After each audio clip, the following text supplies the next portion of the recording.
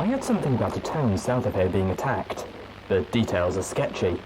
All I know is there haven't been any refugees showing up here, which means either the attack wasn't too bad, or it was very, very bad. We have confirmation that this is huge. We do have coming in. That's confirmed reports. I repeat, we have confirmed reports of failed fire detonations in Philadelphia and Manhattan. Dear Sebastian.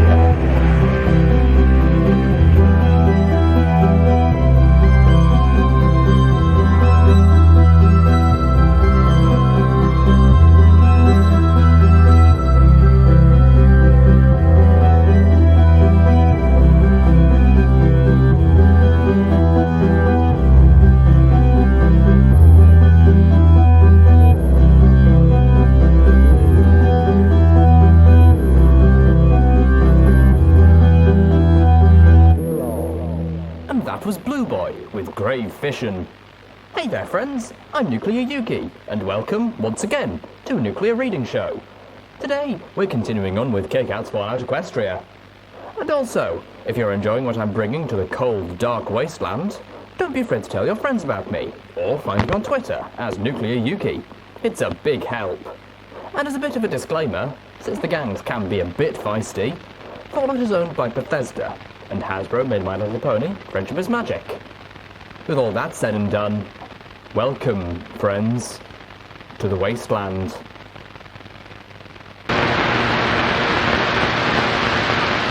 Chapter 35, Cold Dawn Light. Heroes. We all need heroes, children, now more than ever. It's a good fight that they're fighting, and they're doing it on behalf of all of us. But the Equestrian Wasteland is hard on heroes. No, it's brutal to them. It beats them down. It tears them apart. Eventually, every hero falls. Inevitably, every hero fails. Now listen close, children. Heroes aren't machines from an equestrian robotics factory. Heroes are ponies, just like us, doing the things that we should be doing because there ain't no pony else doing them. The true mark of a hero is not that they never fail, never fall down. I've said it 100 times and I'll say it again. The one great truth of the Wasteland is that every pony has done something they regret. No, you know a true hero by what they do after they fall, by the way they pick themselves back up again, shake themselves off, and throw themselves back into that good fight, despite what they've done and despite the bleak prospect of a happy ending. The sad truth is most heroes don't survive, or they become overwhelmed by the cruelty and despair, and disheartened, they give up. But in the Stable Dweller, the bringer of light, I've seen a hero of an entirely new tier.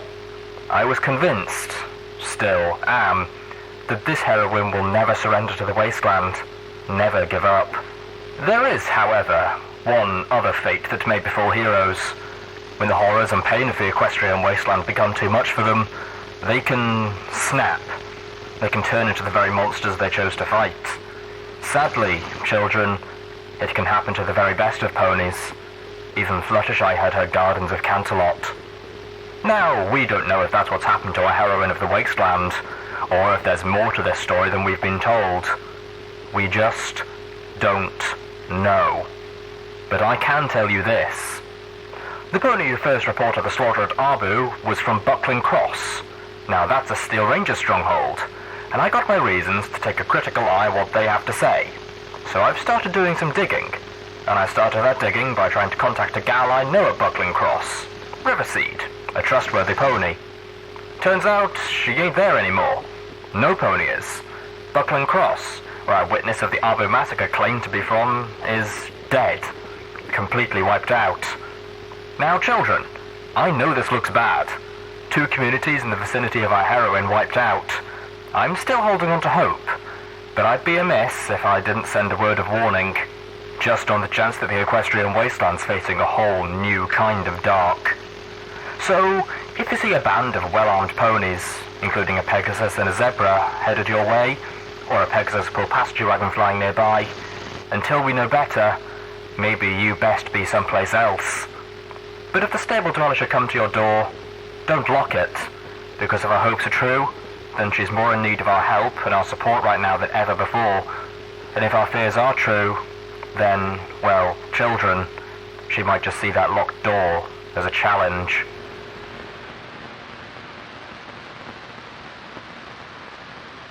How bad? Calamity demanded. His snout pushed up against Grandpa Rattle as if the two bucks were going to kiss. I'll need to know, 'cause I'm trying real hard here to make sense, and it ain't happening. I love Littlepip, and I want this to be right somehow, but all I'm seeing is a group of good folk who took us in and fed us and offered us shelter, and got slaughtered for their kindness. I just wiped out a town. A whole town. I just killed, murdered so many ponies. My rage had burned itself out, leaving me an empty husk. I wasn't sad or angry. If anything, I just felt hollow and slightly confused. The events of the last... how long did it take? An hour? Less? I couldn't remember. My thoughts and memories were all jumbled and refused to straighten out. My comprehension of what I'd done was as much from the evidence in front of me as from my fragmented recollection of my own actions. They were cannibals. Steelhooves stated, not for the first time. You saw it yourself. The basement! Go! See for yourselves! That's what I told them. My friends had caught up to me just after I stepped into Starbucked, but not before I started shooting.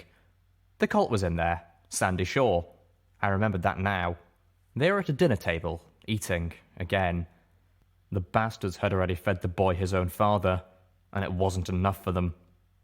I remembered the fire pit. Hot coals and flame, and the rod of iron with the twisted end that looked like the shape of the Arbu brand, glowing. In my rage, I assumed they were going to brand him, but in the wake of things, that didn't make much sense. And, I think, one of the other ponies there had been in the firefight against the bandits this morning. I remembered that Calamity had been shocked and concerned as he watched me open fire. Velvet had been nearly hysterical. The basement! I had shouted. Go! See for yourselves! Ain't ponies worth saving, boy? Grandpa Rattle told Calamity. Except for the kids. Any pony worth being called a pony left this town years ago. Found other ways of surviving. You're still here, Calamity pointed out harshly. Some pony had to stay for the little ones. The elderly buck replied, and to warn folk away. Calamity looked like he wanted to argue that, but Grandpa Rattle continued. Every other pony here was a willing party to murder and worse. Those who didn't, some went down to Friendship City or Gutterville. Some just joined up with the bandits. Hell, boy, half the folk you shot up this morning used to live here. Calamity reeled a bit at that revelation.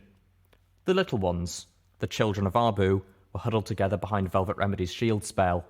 My unicorn friend had maintained the shield since the fighting started, dropping it only when I floated a new filly or colt from one of the old stores. She hadn't fired a shot the entire time, just stood there inside her shield, guarding the children. By the time I had come out of Starbucked, the colt and two young fillies in tow, the others had come out of the clinic. They had seen what I had seen, but by then, it didn't matter. The rest of the town was awake, and they were shooting back. If it hadn't have been for Velvet Remedy, the town might have killed its own children in the crossfire. Calamity had shot back in self-defense, vowing to wound and incapacitate. I remembered his look of horror as I finished off a pony he had taken out of the fight through crippling. Steelhooves had also fought defensively, letting me enter each place first, but unlike Calamity, my ghoul friend didn't pull his bucks. Custard Pies was burning from the missiles he had fired. Something in the architecture must keep the fires from spreading, I thought, because all of Arbu should have been burning to the ground. I looked at the children. They hugged each other, crying and terrified, cowering behind Velvet, casting horrified or hateful looks at me. I stood there and soaked up their hate. I couldn't blame them. The poor children had just seen me murder their parents, their families. More than one of them had just heard their mothers scream out rape as I first ripped their clothing from them, looking to see if they had taken the brand. I swallowed at the first feelings returned to my soul, pain and self-horror at what I had done to these children. What had I let them see in the name of saving them? Oh, goddesses, what damage had I done? There were 5 of them in all, plus the colt whose father I had killed, plus one young buck with them, not much older than a colt. He was old enough to have his cutie mark, but his flank did not bear the mark of Arbu. He had eaten, knowingly, but had been unable to bring himself to kill. I spared him. He could be saved. In the entire town, he had been the only one, save for Grandpa Rattle and the children. Even in my rage, I hadn't wanted to believe that the whole town was vile. Surely, I kept thinking, there had to be a few more, even just one. Listening to Grandpa Rattle, I understood why. Except for the young buck, each and every attempt to find a redeemable pony had failed. Calamity turned, trotting towards Velvet Remedy, barely casting a glance my way. He stared at the unicorn who had become his lover through the shield of magical energy she was maintaining around herself and the children. "You said Littlepip had a concussion, right? Could that explain all this?" My Pegasus friend looked desperate. "She's not thinking straight. Not herself, right? That could excuse this." Velvet Remedy stared back at him through the glow of the magic, her eyes narrowing. "She shouldn't need an excuse." I stared silently, watching my friends argue about my actions. Take sides. I was struck mute, like I was in shock. Only shock didn't feel this dead. My headache had returned. Actually, it had never left, but the pounding was getting worse now. Bad enough that I couldn't ignore it anymore, not even with all that was happening. "Pardon?" Calamity asked, his eyes widening. "They were cannibals," Velvet Remedy snorted. "Maybe it's hard for you to see, being so quick to eat meat yourself, but these ponies, what they've done is evil beyond the pale." "Hi!" Calamity shot back, raising his voice to match hers. "I get that they were cannibals. Puts them right up there with New Appaloosa on the list of places I ain't gonna settle down. And the fact they fed me pony makes this place I would never come back to, and I'd be warning other folk about." I winced. Calamity, equating cannibalism to trading with slaves on the morality scale. "But I wouldn't go slaughtering them for it," Calamity continued. "As far as I can see, they only ate bandits, raiders, and the like. Ponies who needed to be put down." "Ah!" Velvet gasped in exasperation. "There are just things you don't do, Calamity. I'm not a naive stable filly anymore. I've seen how hard the Equestrian Wasteland is. I know that you have to do awful things out here. Looting dead bodies? Okay. Killing monsters and vicious animals all the time. Other ponies? Not as much as you like to, but yes, even killing ponies is often and regrettably necessary." Velvet Remedy had been a stable dweller like me. She grew up on the same morality I did, only she had always held hers better than I had. The wasteland had begun to erode me from the first night out. Velvet's sense of right and wrong was made of sterner stuff than mine, and what she had seen in the basement was even far too much than she could accept. "But you treat having to kill them with respect. You bury them, or if you don't, you at least don't dance on them and urinate on their corpses, and you do not carve them up for snacks. You do what you must to survive," Zenith intoned softly. It was the first thing she had said since the shooting started. Velvet turned on her, her eyes wide. "Are you seriously going to side against Littlepip on this argument of cannibalism? Yay!" Unlike Velvet and Calamity, Zenith's voice only grew softer. "You cannot begin to understand what I let them do to me in order to survive. If they had put pony meat in front of me and told me to eat, I would have.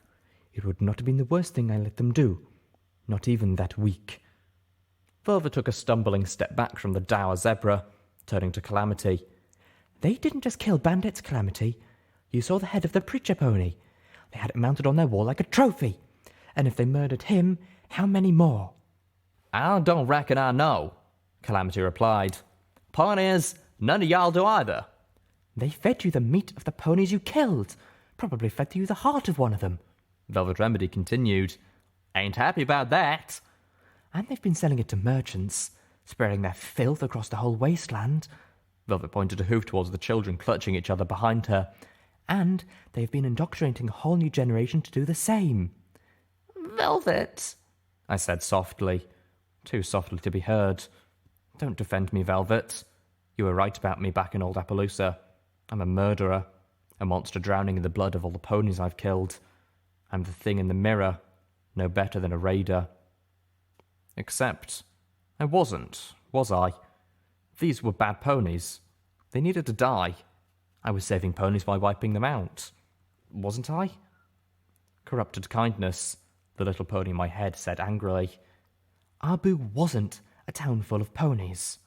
Velvet Remedy asserted. It was a cancer that needed to be destroyed before it could spread any further. Velvet, I said again, a little louder. Calamity was staring at her in silence. Neighing loudly, Velvet exclaimed, Arbu was mutated flesh that had to be cut away in order for the wasteland to even begin to heal. Velvet, you're scaring the children. My voice was soft, but loud enough for her to hear.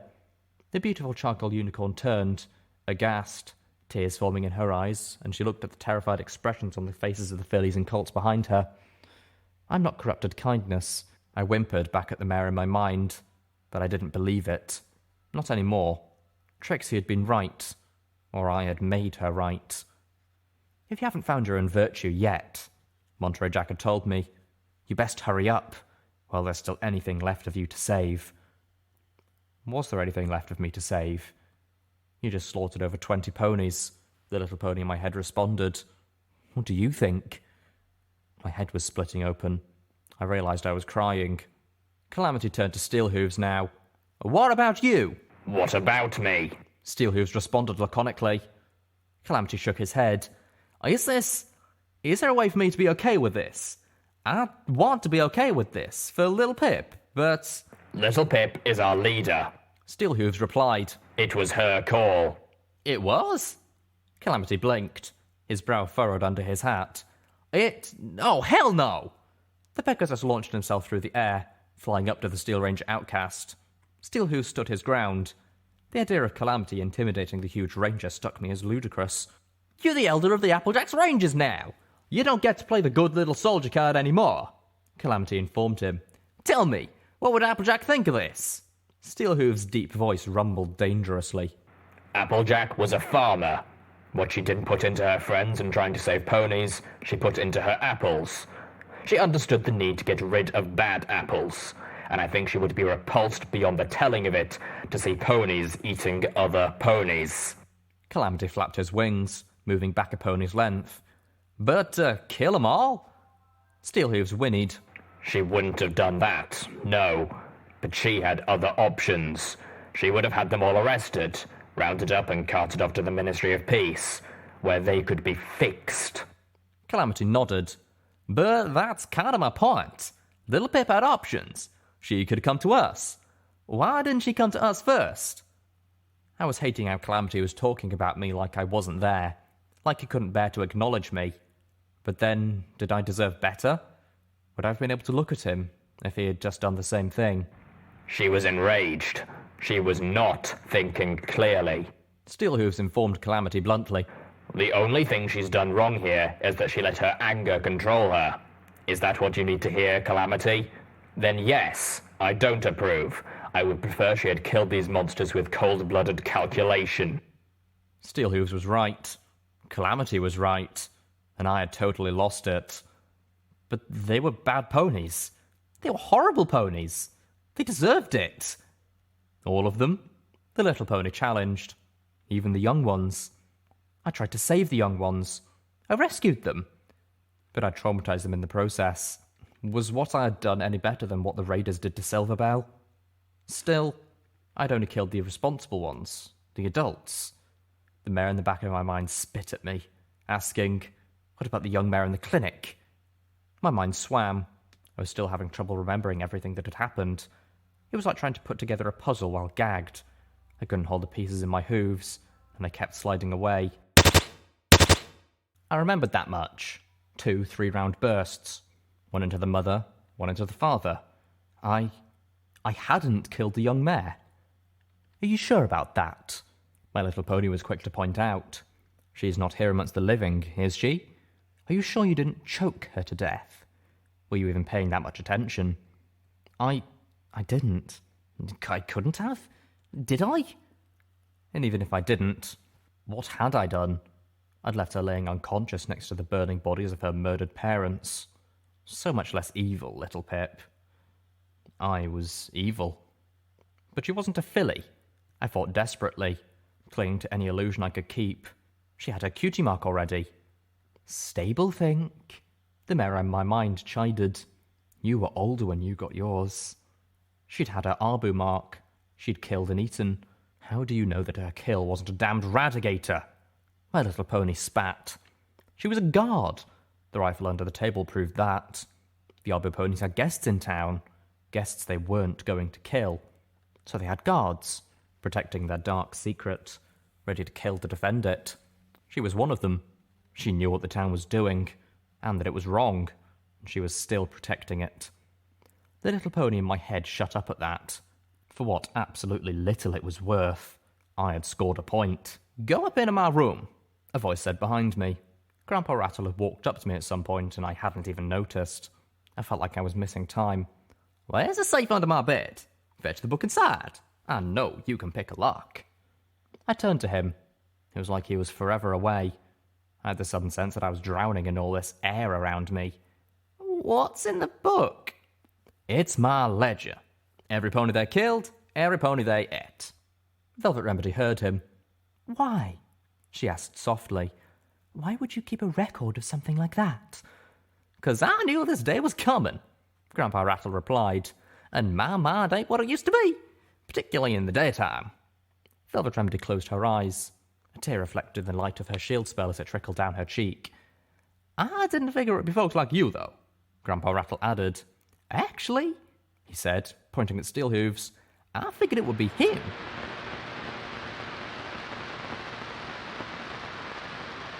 I found myself in Grandpa Rattle's loft, staring at his bed, at all the scruff marks on the floor, at the iron shackles that had been used to bind the old man to his bed.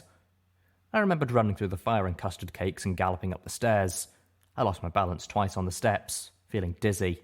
I blamed the headache and the smoke. The loft was filled with smoke, forcing me to press against the hot floor. The heat was oppressive, but the fire wasn't spreading up the stairs. The ceiling of the bakery below was not catching the flames. I coughed, trying to pick open the lock on the safe, but it was impossible. My mind just couldn't grasp the image of the tumblers. Every time I tried, my thoughts got jumbled and fell apart. My headache was like a railroad spike being hammered into my skull. I floated out my screwdriver and a bobby pin. I would have to do this the old way. It was too hard. The lock was ridiculously difficult. Or I was just too messed up to function. After breaking 4 bobby pins, I gave up and just laid there on the hot floor, coughing and hacking, trying to still my head. The coolness of the water talismans was washing over me, buffeting against the heat, keeping the room bearable. Why didn't you just go to your friends first? The pony in my head would not let me rest. I didn't know, I told her. Why didn't you talk to Grandpa Rattle? You could have gotten this ledger. You could have known for sure. But I did know. I had seen enough. I had killed for these monsters. The Steel Rangers, the poor ponies up at Buckling Cross. And they didn't have to die. They didn't deserve to die. Not for Arbu. Especially not for Arbu. More memories came back. I could remember gunning down the milk-coloured one-eyed pony now. We helped you! She screamed at me as she dropped her shotgun, having run out of bullets. My mind flashed back to the Ponyville Bridge. Had I not said the same thing to Monterey Jack? You'd never been forced to give up your principles for the greater good, to sacrifice yourself and become a monster just because it was the right thing to do. Red Eye was no longer my dark and twisted reflection. He was my reflection. I was a monster. I hadn't even been forced. I did it because I was mad. If anything, he was better than me. No, I wouldn't let it be like this. I wouldn't let myself become this. I had made a mistake. A horrible, evil mistake. But this wasn't me. I was better than this. And I still could be. I had to find a way to make this right. To fix this. You can't fix dead. No. But I could spend my entire life doing everything I could to make up for it. I would. I was corrupted kindness. But I could be more than that, couldn't I? Was it possible for a messed up pony to have a virtue as well? Yes, a voice in my head insisted. Her memories flashed out to the last visit to New Appaloosa, to Silverbell seeing Pyrelight, her eyes going wide with wonder as if suddenly a whole world had opened up to her. A world of beauty. The voice out of nowhere, it was under E, took on a filly's tone. I never felt joy like that before. It felt so good I just wanted to keep smiling forever. And suddenly, part of me knew for sure. Call me crazy, but after we go, I half expect that filly to spend the next few days trying to make New Appaloosa as pretty as that bird. In that moment, Silverbell had found her virtue. A real one, pure and true. And if the pony who had epitomized corrupted laughter could have been something greater, then so could I. The headache faded. I glanced towards the window. The sky was getting lighter. Dawn was almost here. I'd been in this room for hours. How had I lost so much time? I pulled out another bobby pin. This time I got the lock open. It wasn't nearly as hard as when it had been when I first tried it.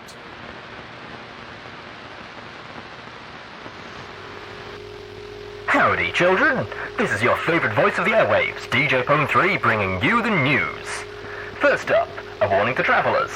The fires in the Everfree Forest are creating a major travel hazard from Splendid Valley to New Appaloosa. And I'm not just talking about the air quality, although considering some of the things burning up in that place, that might be a righteous concern. No, I've got reports of some truly fearsome monsters that have been driven out from the forest. Caravans are cautioned to steer clear of the whole region until further notice. And now for something a little different. A mail pony dropped old DJ Pone 3 a letter today, written from our dear Ditsy Doo out in New Appaloosa. Love that gal. Well, she was listening to the 2 reports I made regarding the stable dweller and the news of Arbu, and she wasted no time in weighing in. Here's what she has to say about the stable dweller. I've seen her get raging mad, and what the raiders in Ponyville did to me, and to a filly, and to so many others. She saw, and she went crazy. She pulled out her gun, and she started saving ponies. I was one of those ponies. Maybe you too. The bullets she fired are still saving ponies today, because those raiders aren't around anymore. I bet she saved a whole lot of ponies in Arbu. P.S. Yummy, yummy muffins. Homage is awesome. Zenith is awesome. Littlepip is awesome. Thank you, thank you, thank you.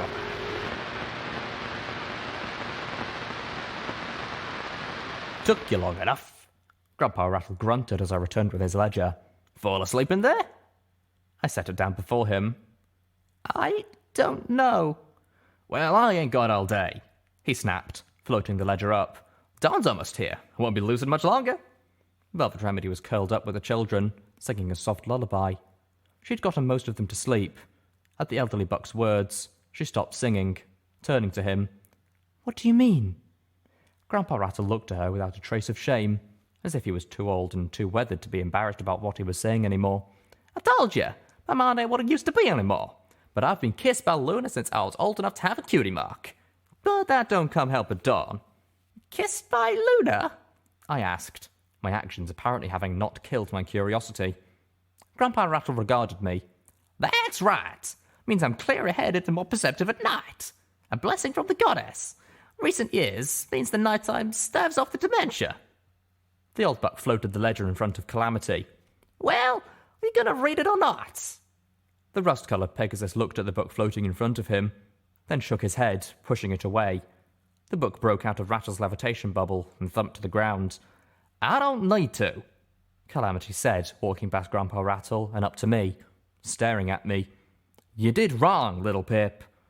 Says the pony who shot her because he thought she was a raider, Velvet Remedy whispered. I don't matter what that book says, he continued. You lost control. I know. Calamity lunged at me. I stiffened, too startled to react. He grabbed me, crushing me. I tried to fight back, but he was bigger, stronger. He was hugging me. I seen you hard, Littlepip, Calamity reminded me, clutching at me tight. I know you're a good pony. Maybe the best pony I've ever met.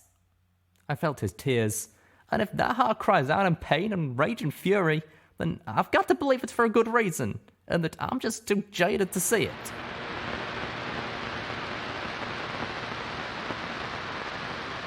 The early morning breeze washed through the Sky Bandit. 6 children, 1 young buck, and Grandpa Rattle all accompanied us, scattered about on the benches of the passenger wagon. This was the second time in 200 years that it had felt full, even though there were still plenty of empty benches. Velvet Remedy had been nothing less than amazing in getting the foals to come along with us. We were taking them to Friendship City, someplace they could be safe. Surely a place called Friendship would take them in, and if they needed persuading, I had a water talisman to offer. Now Velvet Remedy's attention was on me. Her horn was glowing, and she looked into my eyes. If it would make you feel any better to claim temporary brain damage, I could probably give you a doctor's note. Velvet chided. Your concussion was less than 16 hours ago, and what you've done since is pretty much the opposite of rest. It's at least 3 days' flight to Canterlot, I reasoned. I'll rest on the way. My headache was back, although not as bad as before. I still hadn't been able to eat, but I really didn't want to. I wasn't sure I could ever eat again, for I'd never put meat in my mouth for as long as I lived. Velvet nuzzled me softly. But you shouldn't. You need to excuse yourself, I mean. You didn't do anything wrong. She took my face in her paws and made me look into her eyes. I know you, Littlepip. I can see that you've been bucking yourself to pieces about this ever since it happened. Possibly even while it was happening. You're not a monster. You're not a villain. You're a mare who loves ponies and cares about them. And who had finally seen too many hurt too badly to stand it anymore. Goddesses, if we were only all like you. Velvet? Something in her voice worried me. She looked down, dipping her horn. If any pony's a monster here, Littlepip, it is me. What? No, that's... Yesterday, you killed a bunch of ponies who were murdering and eating other ponies, she said softly, a tone of real sorrow in her voice. Yesterday, I put the life of my pet above the life of a pony. I shook my head quickly, now that it was my turn to look into her eyes. You put the life of a beloved member of our group, a thinking and feeling creature, above the life of the pony who shot her. Velvet gave me a wet, grateful look, but said nothing. What are these marks? Steelhooves asked Grandpa Rattle. Calamity may have neglected the ledger. The leader of the Applejacks Rangers was giving it a close inspection. Say what now? Grandpa Rattle asked. Hi, how'd you get my ledger? You gave it to me. Steelhooves said evenly, patiently. Oh! He looked around. We're leaving Arbu, ain't we? This was not the first time that Rattle had seemed surprised about his change in surroundings. Yes. Steelhooves said. Now, if you please, what are these marks? Grandpa Rattle peered at the ledger. That's how many times I warned folks off before the others killed them. 1 mark for each time I told them I had a shotgun. I see. For him to keep such records of his attempt to help. Zenith leaned close, whispering to me. I suspect he was not expecting rescue at all. He was preparing his defense. Grandpa Rattle turned his appraising gaze to Steelhooves. You're him, ain't you? Steelhooves looked up from the ledger. Excuse me? You're Paladin Steelhooves, he exclaimed. I remember you. You're that girl my daughter kept lusting after. Velvet Remedy's ears perked. I stifled a laugh. Steelhooves nickered and tried to turn all his attention back to the ledger. You must be mistaken. No, you're just none too perceptive, Grandpa Rattle insisted. Never knew she was even there. Always pining for Applejack. Steelhooves looked up abruptly. Do I know you? Scribe Rattle. Grandpa Rattle paused. Former. Left after my daughter got pregnant. At Steelhooves' quick stomp, Rattle quickly added, Not yours, with that buck what's-his-name from Arbu. Steelhooves cocked his head slowly. Scribe Rattle. Transformations magic. Abandoned the Rangers after your daughter was disgraced. I remember now. Grandpa Rattle's expression darkened, but he nodded. You knew transformation magic? Zenith asked. Yep. Steel Rangers were trying to figure out a spell to turn Steel Rangers' armor into clothing and back. Wouldn't work, I told them. Armor's ready full of spells. He looked suddenly eager. I could change your rifle into a stick if you'd like. I've got a shotgun. I do not have a rifle, Zenith pointed out. Oh. He turned to me. How about you? Can you change it back? I asked. No. He had a stick. Looking past him, my eyes caught those of the young buck I had pulled out of Java's cup.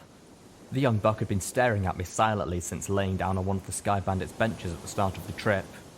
You have no Arbu mark? I recalled asking him. my heart almost giddy with relief. "No," he had told me, backed into the corner of his room. "Last week I was supposed to kill a mare and eat her heart, but I couldn't. I'm sorry. I know I was supposed to, and Daddy was furious. He..." Then his expression changed to a flash of insight. "You killed Daddy, didn't you?" There'd been such an odd look in his eyes. It wasn't blame, it was resignation. Now, for the first time since then, he spoke. "What happened to Clearglass?" It took me a moment to realise he was talking about the only other pony in Arbu of similar age, the young mare Guard, the mare I hadn't intended to kill, but who I was sure now that I had choked to death without even thinking. I cringed, looking for words. I killed her. The voice wasn't mine. I turned, looking at Steelhooves in surprise. "Coming up on Friendship City!" Calamity called out before anything more could be said. "This time, let me do the talking," Velvet Remedy said to Steelhooves. "Your diplomacy leaves a lot to be desired." The ghoul nodded wordlessly. The events of the night before were weighing heavily on him, and for him, Arbu was not the heaviest burden. I got up, steadying myself as I was hit with an odd dizziness. It passed, and I moved over to the window, staring out at the Pony of Friendship, a huge statue made of green metal that stared out over the Manhattan harbour. Living inside that metal structure, surrounded by water, with an entire town of ponies, I could see the lights pouring out of tiny holes where the metal had rusted. Friendship City.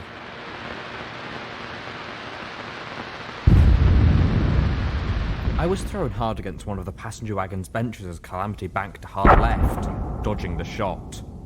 "I can't believe Friendship City is shooting at us!" I cried out.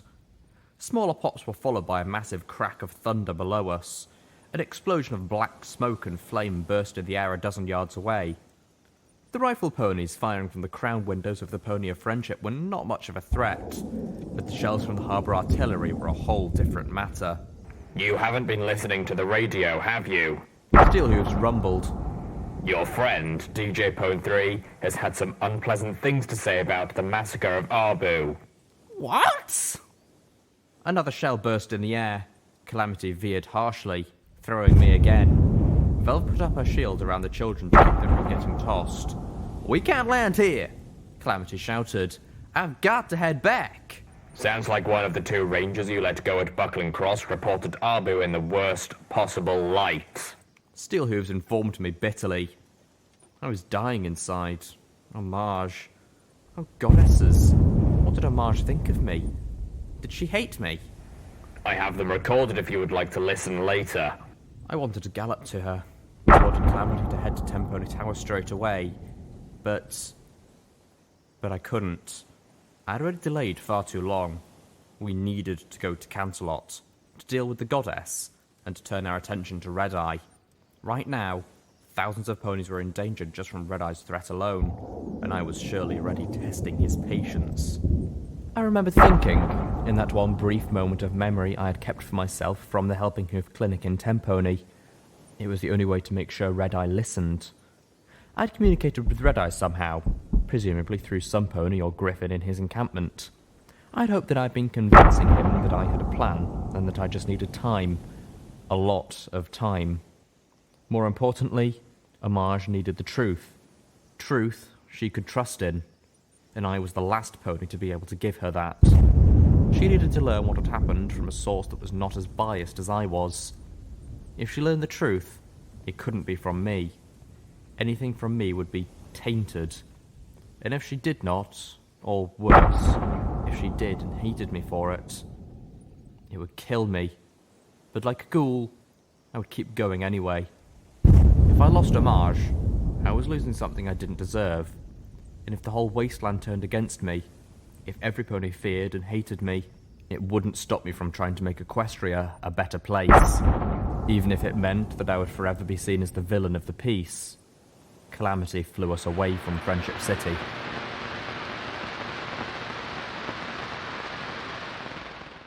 We waited an hour after landing in the Manhattan ruins, then worked our way towards the harbour on Hoof. The rest of us stayed behind, watching from an observation platform as Velvet Remedy led the survivors out onto Friendship Bridge. Her home was glowing. Behind her floated Elder Cottage Cheese's life support capsule, Pyrelight perched on top, enjoying the ride. Friendship Bridge was a drawbridge that had once extended all the way from Manhattan to the island. I was astounded at how close to intact it still was. There were gaps, but none looked longer than 100 yards, and there were rope bridges spanning the collapsed sections. How did they do that? I mused, staring at the extensive rope bridges through my binoculars. It seemed like an incredible feat even for unicorn magic. Calamity tapped my shoulder, then grinned and fluttered his wings. Oh, duh. At some point, Friendship City had become home to at least one Dashite. Through my binoculars, I could see the ponies of Friendship City had fouled the Manhattan half of the lifting bridge, locking it flat, and had re-engineered their half so only they could control it. As I watched, Velvet Remedy, Grandpa Rattle, and the children approached the far end on the Manhattan side. It had to be Velvet, and it had to be her alone. DJ Pon3's warning had painted Zenith and Calamity as signs of danger, and only Velvet Remedy had the diplomatic skills to talk the ponies of Friendship City into letting the survivors in. Well, not exactly alone. She had Pyrelight. I was suddenly reminded of how much solace Pyrelight had given me in Philadelphia. In the crumbling ruins of the building behind us, Zenith was talking softly with Steelhooves as she built a cook fire. "You were swift to condemn those who eat the meat of other ponies," she said softly. I am a ghoul. He replied. "And I am a zebra," she responded. "And, like the medical pony, a vegetarian. Yet you took greater offense to the survival tactics of Arbu than I did. Why is that?" Zombies eat the flesh of ponies because they are monsters. The zebra nodded sagely. "I see." We watched and waited. They were far away, but I thought I could see Velvet Remedy lifting her hoof. There was, I had been told, an intercom that would allow her to speak to the guards on the island, if they were willing to listen. Steelhooves moved up next to me and sat down. Calamity, mind if I talk to Littlepip alone? Calamity looked at him for a moment, then nodded and flew off to where Zenith was cooking. I looked at Steelhooves nervously. "Clear glass?" I asked slowly. You sent a merchant pony, an innocent, into a basement, a place where he could be easily cornered, even though you had left one of the guards alive. He responded. Us as well. It was the sort of tactical error you wouldn't have made if you were thinking clearly. He looked at me.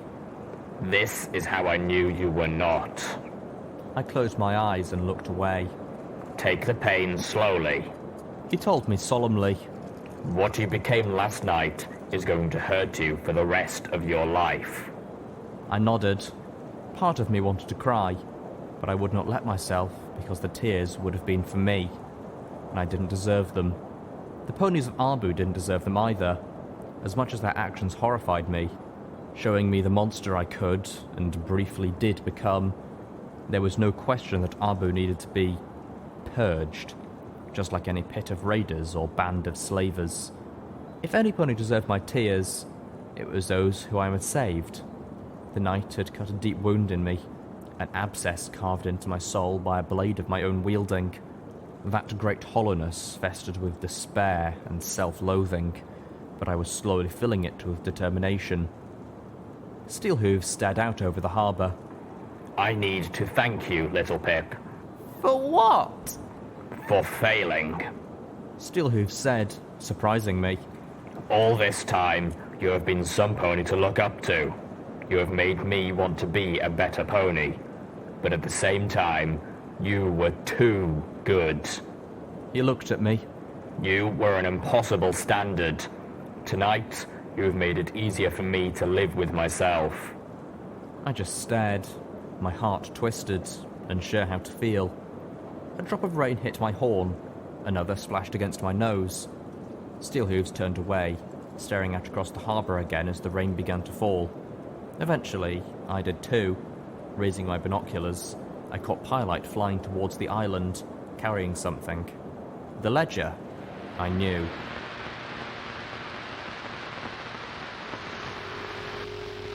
Good evening. This is DJ Pon3, and I got some news for you. Major update on the situation at Arbu and Buckland Cross.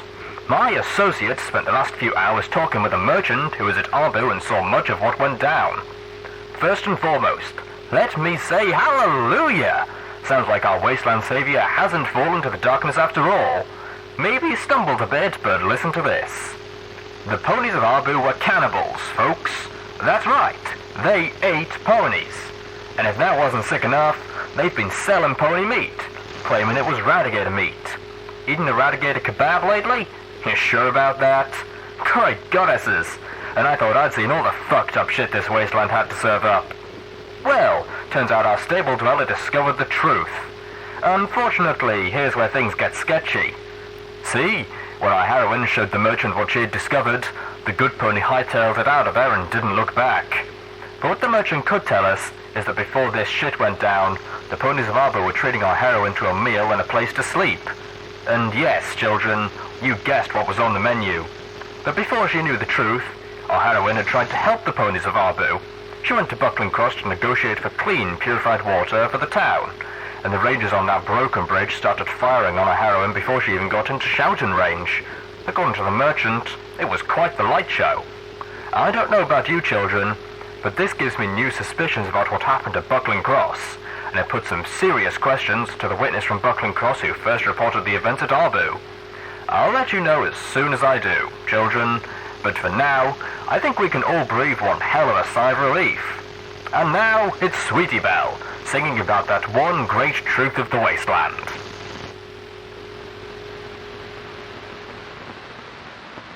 It rained for the next 2 days straight. Water was still falling from the sky in sheets as we flew over the foothills that slowly climbed up towards the base of the mountains. Dark cliffs shot up abruptly to loom over the landscape. Somewhere up there, obfuscated by the rain, were the ruins of Canterlot, the former capital city of Equestria. We were all soaked to the bone, but Calamity had suffered the most by far. I shivered from the cold. My armoured stable utility barding was pasted to me like a second skin, the fur of my coat trapped between it and my real skin in a most unpleasant way. But still, I was far better off than I had been in days. This morning was the first that I had been without headaches. For the first time in days, I felt I was actually thinking clearly. Velvet Remedy proclaimed my concussion gone, but she still wanted me to rest. I'd been doing nothing but resting since she had returned from Friendship Bridge, alone save for Firelight. Friendship City had proven good to its name and had taken the refugees from Arbu and cottage cheese as well. They hadn't asked for any payment or compensation. They just wanted to help, the way ponies were supposed to. I had sent Firelight to them with one of the water talismans, not as a payment, but as a gift. The other water talisman was now safely installed in Stable 29. Star Paladin Crossroads had been talking about rebooting the Crusader when we left. With the override codes, Cross was convinced they could rewrite the Crusader's programming, turning it into an obedient and beneficial custodian. She still hadn't decided about what to do with Buckling Cross. Steelhooves gave her some advice, but left the decision up to her. I believe his diplomatic failure had left him wanting to distance himself from that place. I stared at my forehooves. As we approached Canterlot, a new concern had pushed its way into my mind. My pitbuck. We were supposed to take everything off before we entered. Our armour, our saddlebags. I was supposed to float it all. But you couldn't float a pitbuck. Well, you could, but all you would have is a fancy radio. It had to be attached for the EFS and SATs to work, not to mention the medical assistance and auto-mapping. I could take it off. I had the tools. But without it, I would be at a fraction of my usefulness in the most dangerous place we had ever set hoof into. Could I do that? Was it right to expose my friends to even more danger because I might otherwise be forever bonded with, well, with my cutie mark? Keep your eyes peeled for a safe place to put her down for the night, Calamity called back over the roar of the rain. To be honest, none of us were as concerned about safe as we were about dry. We all moved to the windows. I lifted my binoculars, but they did little good. They just made the grey of the rain closer. Suddenly, Steelhooves galloped to the front of the Sky Bandit. A moment later, he turned to me. Littlepip, can you get me on the roof? Can you stay on the roof? Velvet asked, concerned. Even with the mounting? What's wrong? I asked, even as I kicked on my EFS, and answered my own question. With my targeting spell, I could recognise several hostile targets. At least a dozen, all airborne. 3 friendly ones on the ground. In the second it took me to count, one of the red marks passed over one of the friendly lights and extinguished it. Now there were only 2. Calamity! I shouted as I drew out my sniper rifle. Get us as close as you can! We need to see what we're shooting at! Floating up the sniper rifle, I slid into sats and took aim at a shadowy flying figure I could not clearly see. The targeting spell, however, didn't give a damn about the rain, and my EFS was quick to identify the targets. Bloodwings, a whole damn flock of them, attacking 2 fleeing figures on the ground who, as best I could tell, were completely unarmed. I opened fire, determined not to allow that number to drop any further.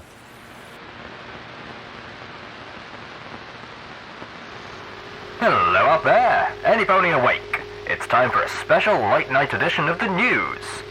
I have with me, communicating over broadcaster, one Grandpa Rattle, long-time resident of Arbu and a new citizen of Friendship City. And he's here to set the record straight. The whole pony about what went down 3 nights ago.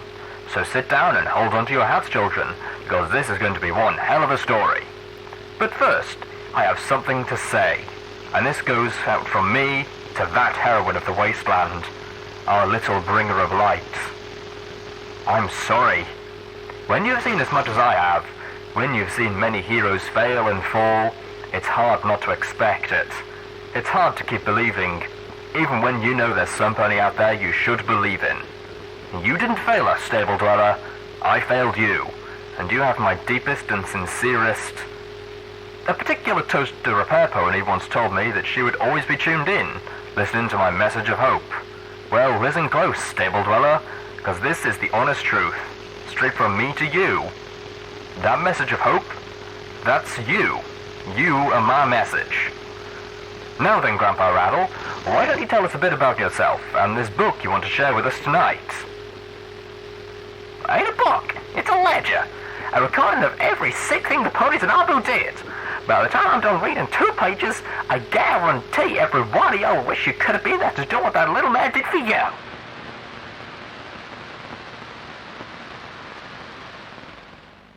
Footnote, maximum level. And the record is set straight. I knew Homage would come around sooner or later. Friendship City looking mighty stupid now they've shot at the Stable Dweller and her friends. No matter, all's well that ends well. Time to get on with the story. Music time. Here's the Wasteland Wailers with the Broken Wing Blues.